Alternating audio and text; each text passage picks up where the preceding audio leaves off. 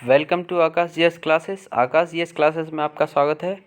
और मैं आज आपके लिए लाया हूँ कुछ जनरल नॉलेज और करंट अफेयर के क्वेश्चन जो दिल्ली पुलिस में आ चुके हैं, दिल्ली पुलिस कांस्टेबल में। चलिए करते हैं ज़्यादा टाइम में वेस्ट करते हुए।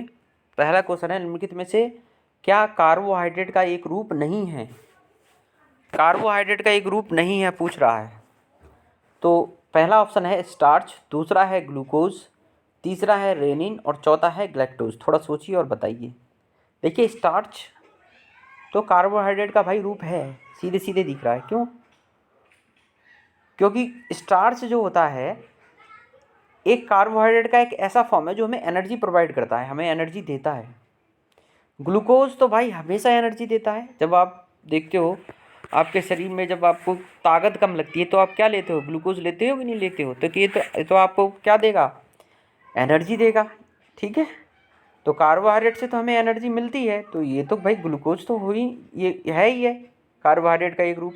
और इसमें पूछ रहा नहीं है, तो भाई ग्लूकोज तो है। और ग्लूकोज का फॉर्मूला होता है C6H12O6। ठीक है, ये ग्लूकोज का फॉर्मूला होता है। इसे तो पेड़ पौधे भी लेते हैं।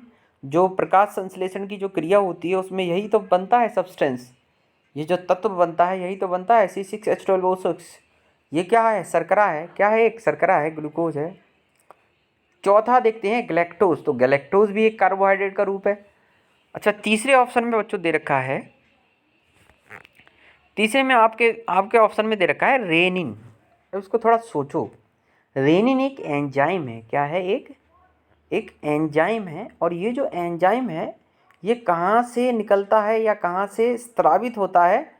तो ये किडनी से निकलता है या किडनी से स्रावित होता है या किडनी से सेक्रेशन होता है इसका। ठीक है, और ये ब्लड प्रेशर को मेंटेन करता है, ब्लड प्रेशर को मेंटेन करता है। ठीक है बच्चों, तो सीधे सीधे इसमें समझ में आ रहा है कि रेनिन जो है कार्बोहाइड्रेट का रूप नहीं है। चलिए, क्वेश्चन नंबर 2 आपका क्या कह रहा है?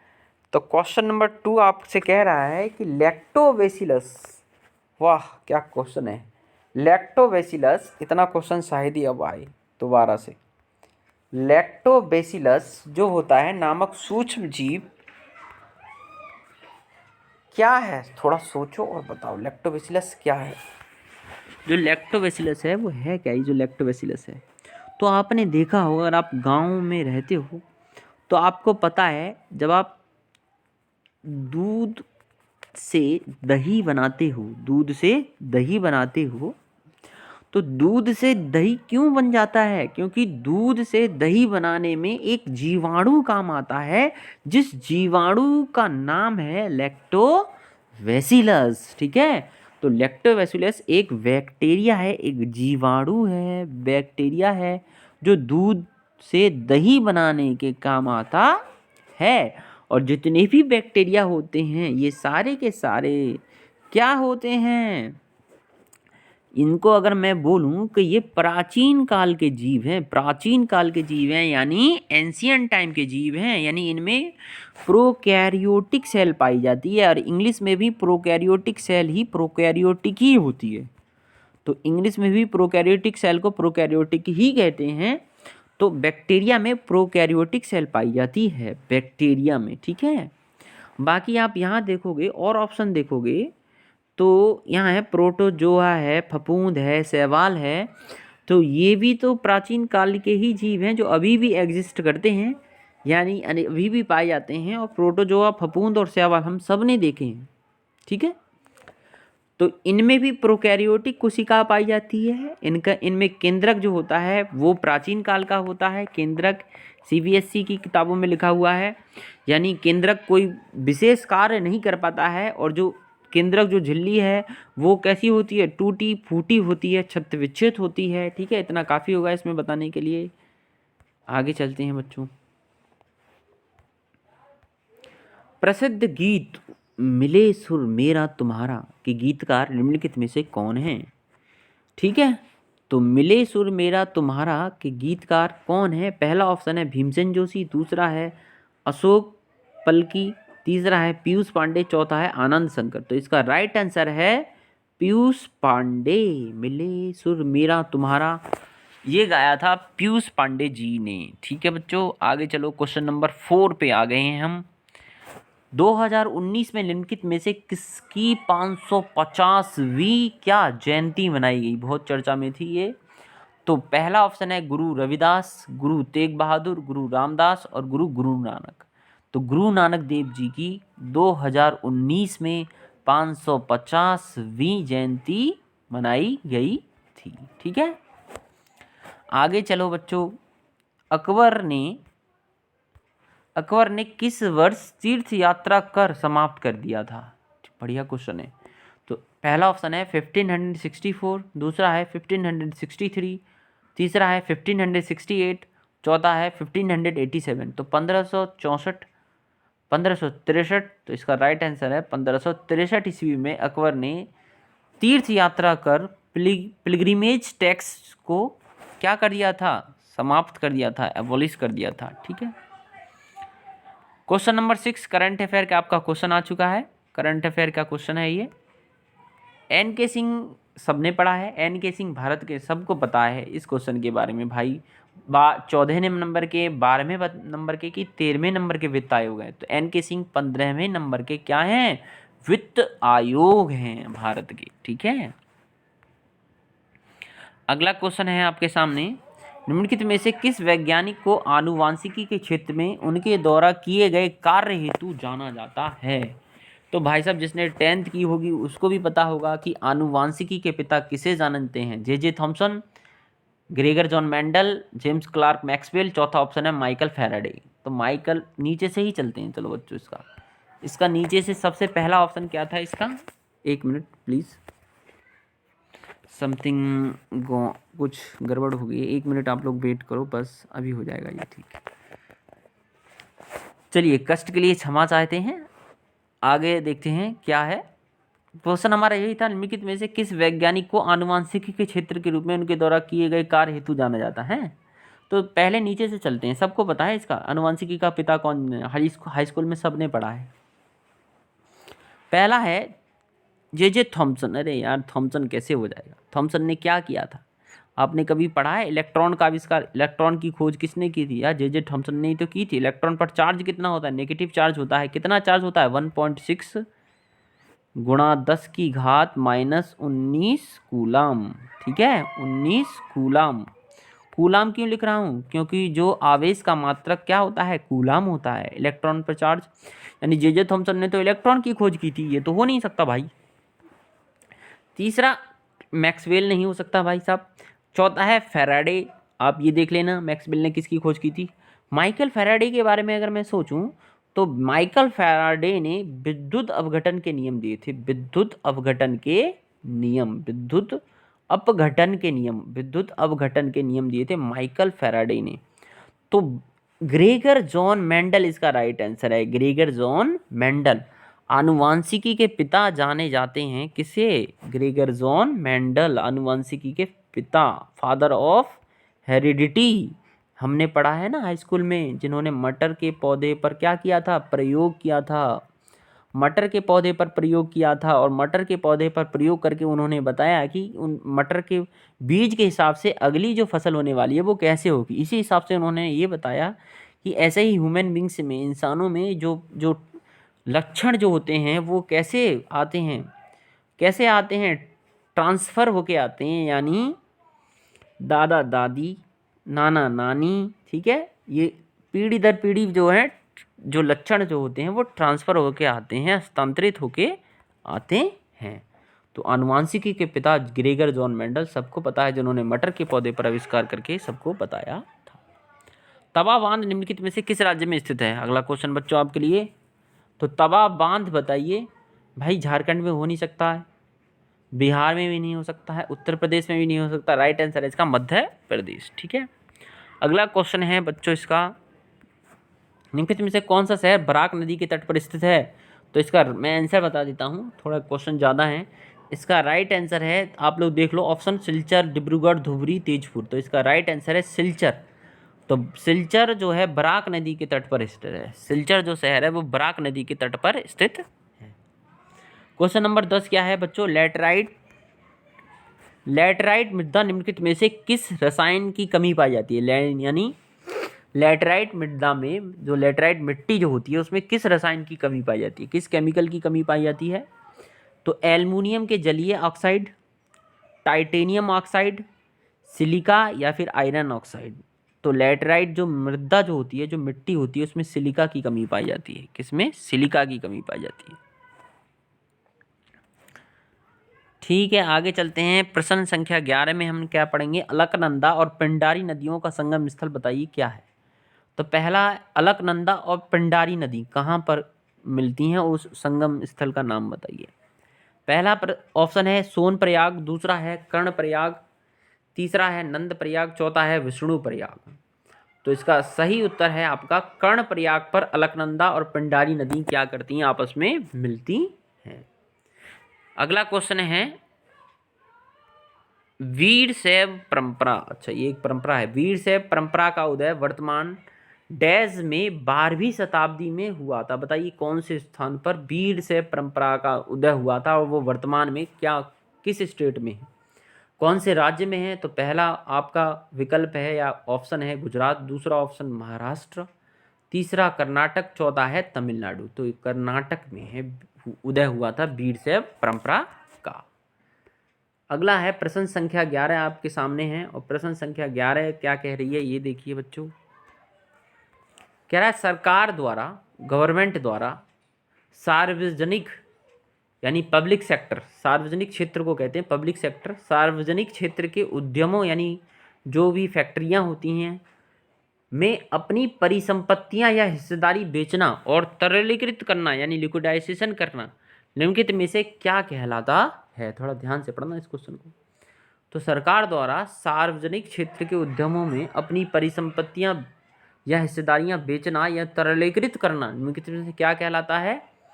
पुनः पूंजीकरण कहलाता है कि विनिवेश की प्रत्यास्फीति की अविनिवेश? तो विनिवेश कहलाता है। क्या कहलाता है? विनिवेश, इन्वेस्टमेंट कहलाता है। प्रश्न संख्या 11 आपके सामने क्या कह रही है? क्वेश्चन नंबर 14, निम्नलिखित में से किस टीम को ब्राजील के फुटबॉलर जीको ने प्रशिक्षण दिया है? करंट का क्वेश्चन है। तो FC गोवा को ब्राजील के फुटबॉलर जीको ने क्या दिया है? प्रशिक्षण दिया है। ठीक है। प्रश्न संख्या 12, क्वेश्चन नंबर 15 क्या कह रहा है आपके लिए? 1 सितंबर 2020 की स्थिति के अनुसार बलराम भार्गव निम्नलिखित में से किस पद पर थे? Very good. तो बलराम भार्गव थे, अब ऑप्शन आप देख लो, महानिदेशक भारतीय चिकित्सा अनुसंधान परिषद, या फिर उपकुलपति थे कहाँ के? जवाहरलाल नेहरू JNU विश्वविद्यालय के, या आपके निदेशक थे अखिल भारतीय आयुर्विज्ञान संस्थान, या आप निदेशक हैं भारतीय प्रबंध संस्थान अहमदाबाद। 1 सितंबर 2020। तो ये थे महानिदेशक भारतीय चिकित्सा अनुसंधान परिषद। ठीक है, बलराम भार्गव।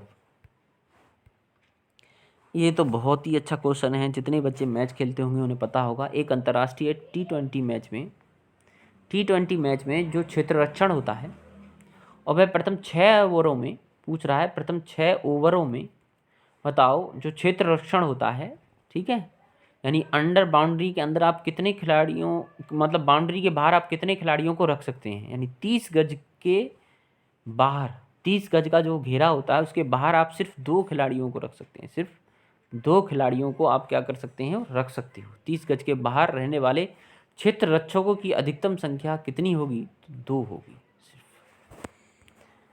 आगे जी, प्रश्न संख्या आपकी अब चल रही है 17, और प्रश्न संख्या 17 में आपको पूछा जा रहा है कि बताइए दो अस्पा और सिंग अस्पा शब्द डैश व्यवस्था से संबंधित है।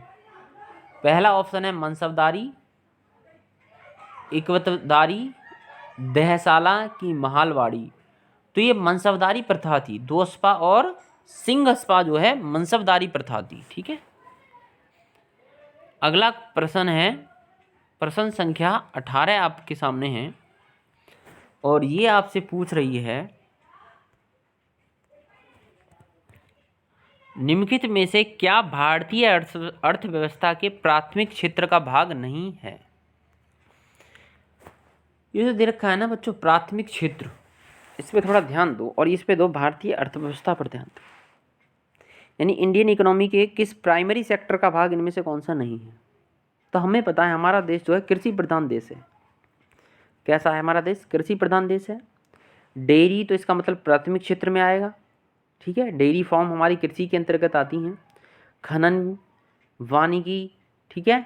तो ये जो रेलवे है ये आपका क्या है? प्राथमिक क्षेत्र का भाग नहीं है, ठीक है। रेलवे ये एक तरह की क्या है? सेवा है। क्या है? सेवा है, सर्विसेज है।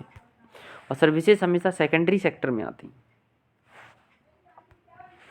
भारत के संविधान के अनुच्छेद, अच्छा क्वेश्चन है, डैश के अनुसार, भारत के अनुसार राज्य ग्राम पंचायत संगठित करने के लिए कदम उठाएंगे और उन्हें वे शक्तियां और अधिकार प्रदान करेंगे जो स्वशासन की इकाइयों के रूप में उन्हें कार्य करने में सक्षम बनाने के लिए आवश्यक हों।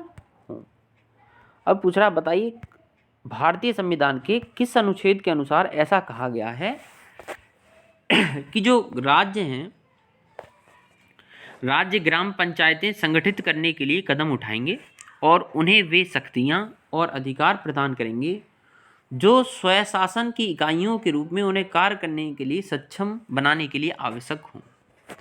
तो जब आप भारतीय संविधान के अनुच्छेद 36 से 51 तक जब आप पढ़ोगे, अनुच्छेद 36 से 51 तक, तो आपको वहाँ वर्णन मिलेगा राज्य के नीति निर्देशक तत्व। राज्य के नीति निर्देशक तत्व, DPSP, directive principle of state.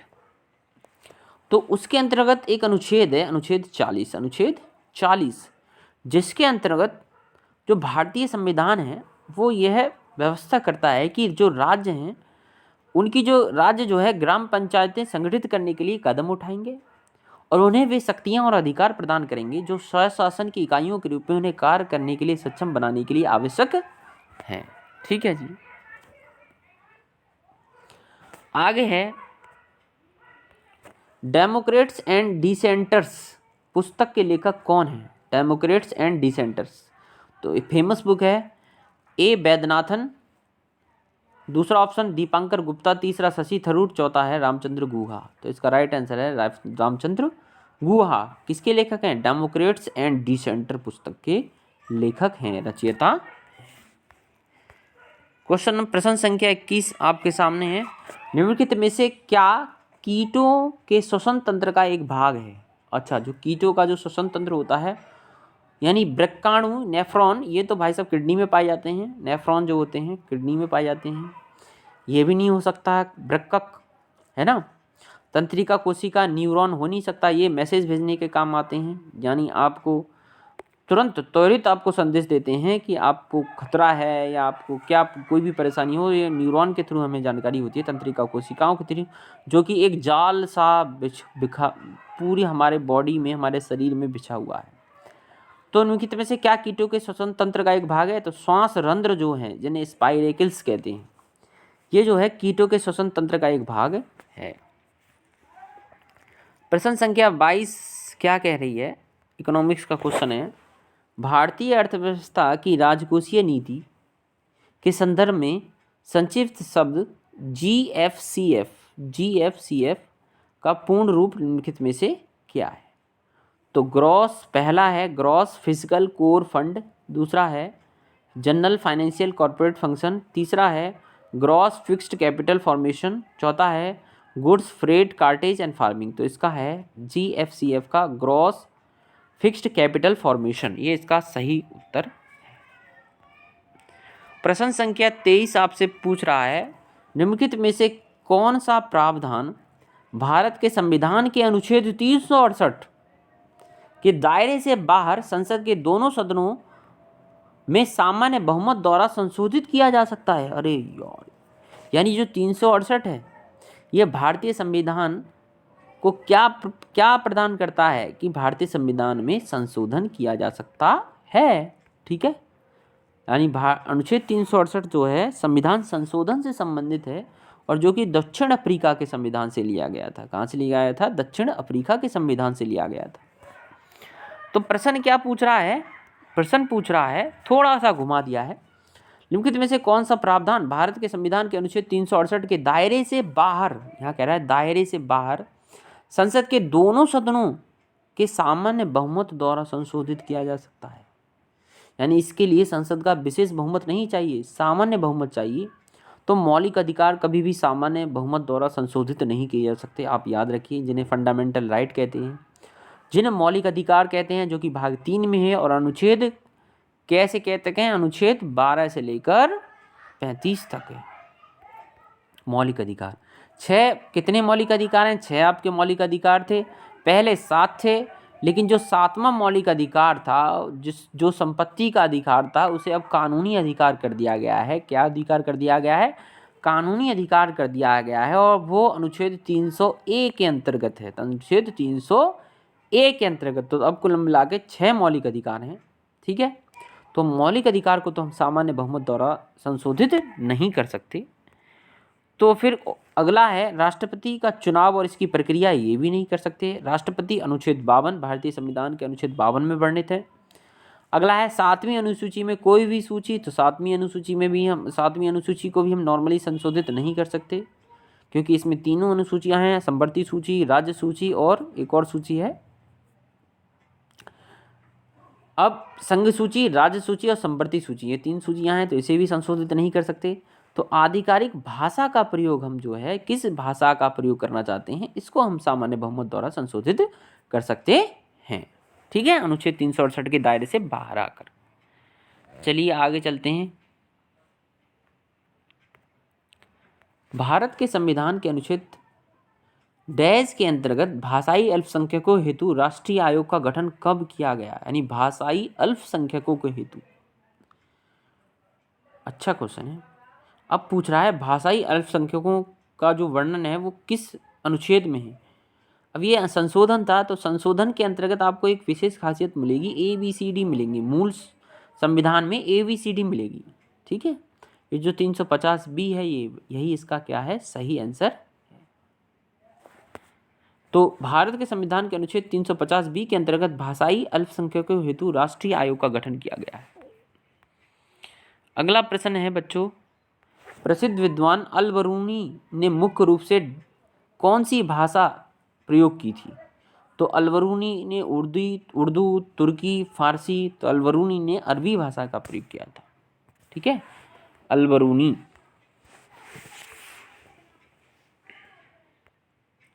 आगे चलते हैं, लोक जनशक्ति पार्टी। अच्छा, लोक जनशक्ति पार्टी को आप ऐसे जानोगे, LJP, लोजपा। लोजपा सुना है आपने, बिहार में जो है लोजपा, जिसके जो राष्ट्रीय अध्यक्ष थे कौन थे? रामविलास पासवान, रामविलास पासवान, जिनका देहांत हो गया, ठीक है, देहांत हो गया था, ठीक है। और वो फूड प्रोसेसिंग मिनिस्टर थे, यानी केंद्रीय खाद्य मंत्री थे। तो वो कहाँ से के थे? तो बिहार के थे। तो लोजपा यानी लोक जनशक्ति पार्टी कहाँ? बिहार में है। कहाँ पे है? बिहार में है। अब इसके अध्यक्ष कौन है? चिराग पासवान, ठीक है। आगे चलते हैं।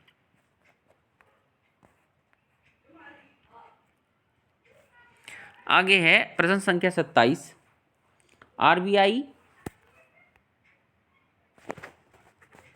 प्रश्न संख्या 27 बच्चों क्या कह रही है कि RBI के मानदंडों के अनुसार लाभदायी यानी लीवरेज अनुपात में कटौती लागू करने का अर्थ है कि बैंक डैश पूंजी अधिक और उधार कर सकती है। तो इसका आंसर है ऑप्शन नंबर 4। RBI के मानदंडों के अनुसार लाभदायी अनुपात में कटौती लागू करने का अर्थ है कि बैंक समान पूंजी आधार पर अधिक उधार दे सकती है, ठीक है। अगस्त 2020 तक की स्थिति के अनुसार आरक्षण के संदर्भ में निम्नलिखित में से किस श्रेणी के लिए निम्नोन्नत वर्ग मापदंड लागू है? ठीक है, अगस्त 2020 के अनुसार।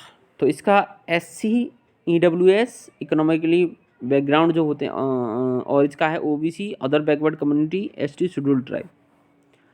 तो इसमें है OBC, इसका क्या है? सही उत्तर है। अगस्त 2020 तक की स्थिति के अनुसार अगस्त 2020 तक की स्थिति के अनुसार आरक्षण के संदर्भ में निम्नलिखित में से किस श्रेणी के लिए निम्नोन्नत वर्ग मापदंड लागू है? ओबीसी के लिए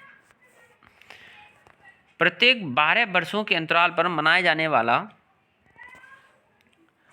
बाहुबली महामस्तकाभिषेक महोत्सव ये किस राज्य में मनाया, मतलब कहाँ मनाया जाता है, किस स्थान से संबंधित है? तो कोची, तिरुपति, सारनाथ और श्रवणबेलगोला। तो ये श्रवणबेलगोला से संबंधित है, ठीक है। और श्रवणबेलगोला क्यों फेमस है? जहाँ पर चंद्रगुप्त मौर्य ने अपने प्राण त्याग दिए थे, ठीक है। प्रश्न संख्या 30 आपसे क्या पूछ रही है? केंद्रीय संविधान समिति के अध्यक्ष निम्नलिखित में से कौन थे? केंद्रीय संविधान समिति कह रही है, संविधान सभा नहीं पूछ रहा है। यहाँ बच्चे बहुत कंफ्यूजन करके आए हैं इसे। केंद्रीय संविधान समिति पूछ रहा है। अगर इसे पूछता संविधान सभा तो आपका राइट आंसर होता राजेंद्र प्रसाद, लेकिन ये पूछ रहा है केंद्रीय संविधान समिति के अध्यक्ष कौन थे? तो केंद्रीय संविधान समिति के अध्यक्ष थे जवाहरलाल नेहरू, ठीक है। वल्लभ भाई पटेल दूसरा ऑप्शन, तीसरा ऑप्शन है बी सीतारामैया और चौथा ऑप्शन है राजेंद्र प्रसाद। तो डॉक्टर राजेंद्र प्रसाद भारतीय संविधान सभा के स्थायी अध्यक्ष थे, जो भारत के प्रथम राष्ट्रपति बने, ठीक है। आगे है, और भारत के अस्थायी अध्यक्ष थे कौन थे? डॉक्टर सच्चिदानंद सिन्हा। डॉक्टर सच्चिदानंद सिन्हा जो भारत के जो भारत के अस्थायी क्या थे? अध्यक्ष थे संविधान सभा के। बी सीतारामैया, वल्लभ भाई पटेल तो आपको पता ही है, प्रथम गृह मंत्री थे वल्लभ भाई पटेल। तो आज के लिए इतना काफ़ी है बच्चों। सी यू नेक्स्ट।